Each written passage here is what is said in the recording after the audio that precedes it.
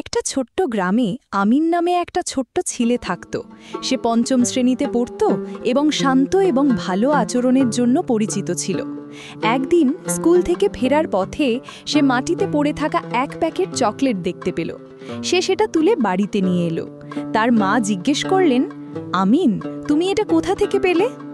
আমিন উত্তর দিল, আমি এটা রাস্তায় পেয়েছি মা। আমি জানি এটা আমার নয়, তাই আমি এটা খেতে পারবো না। তার মা হেসে বললেন, বাহ, তুমি সত্যিই খুব ভালো ছেলে। আমাদের নবী মোহাম্মদ সাল্লাল্লাহু আলাইহি ওয়াসাল্লাম সর্বদা সত্য কথা বলতেন এবং যা তার ছিল না তা কখনো নিতেন না।